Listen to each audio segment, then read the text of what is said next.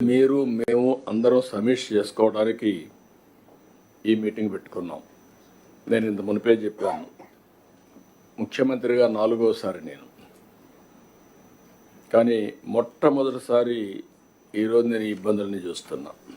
మామూలు ఇబ్బందులు కాదు, ఊహించని ఇబ్బందులు ఈరోజు రాష్ట్రంలో చూసే పరిస్థితికి వచ్చాం. ఇప్పుడే ఫైనాన్స్ మినిస్టర్ చెప్తున్నాడు, 10 లక్షల కోట్ల రూపాయలు బకాయిలు, 1 లక్ష కోట్ల రూపాయలు దగ్గర ఇంకా బిల్స్ పే చేయాలి. ఇంకొక పక్కన ఆదాయం కూడా తగ్గిపోయే పరిస్థితి.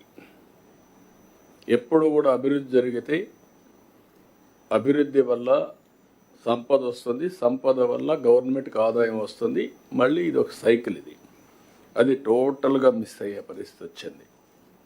10 లక్షల కోట్ల రూపాయలకి ఇప్పుడు బారో చేయాలన్నా FRBM పర్మిట్ చేసే పరిస్థితి లేదు. ఇంకొక పక్కన మీరు ఒకసారి చూస్తే భవిష్యత్తును కూడా అన్ని డిపార్ట్మెంట్లు అప్పులు తీసుకొచ్చారు. అవన్నీ ఒక పక్క అయితే 14th finance commission, 15th finance commission 2 కమిషన్లు వచ్చాయి బైఫర్కేషన్ అయిన తర్వాత. 14th ఫైనాన్స్ కమిషన్ 14 నుంచి అమలులోకి వచ్చింది, 14-15 నుంచి ఆ ప్రాంతంలో. ఆ తర్వాత 15th కమిషన్ ఫైనాన్స్ కమిషన్ వచ్చింది. ఇంత తెలివి కూడా విచిత్రమైన తెలివి వీళ్ళకు.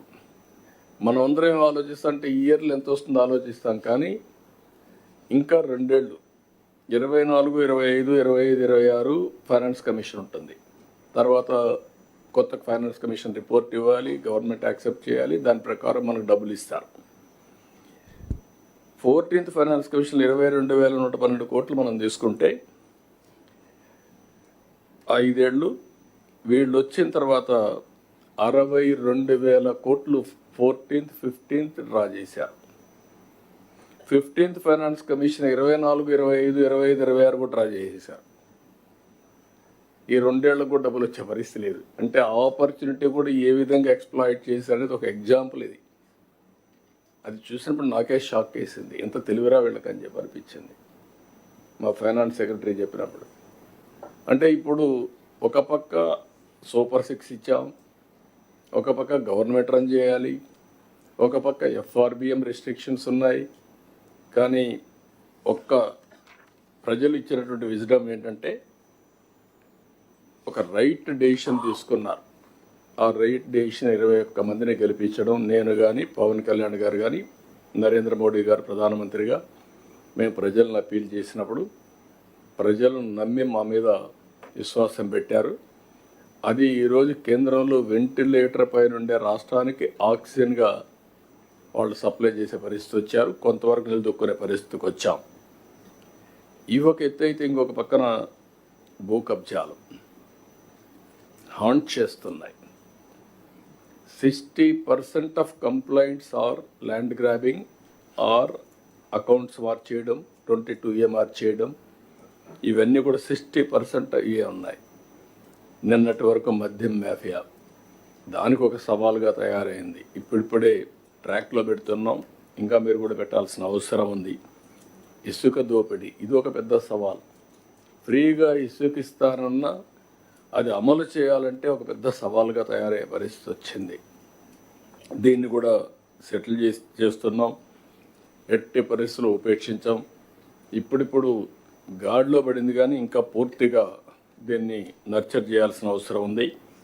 ఇంకో పక్క గంజాయి, నేను ఇప్పుడే చెప్పాను, మొత్తం ఎక్కడికక్కడ రాష్ట్రం మొత్తం గంజాయి కానీ, ఇంకో పక్కన డ్రగ్స్ కానీ చాలా భయంకరంగా ఉండే పరిస్థితి వస్తూ ఉంది. ఏ నేరం జరిగినా దాని వెనకాన మళ్ళా గంజాయి బ్యాచ్ ఉండే పరిస్థితికి వచ్చారు.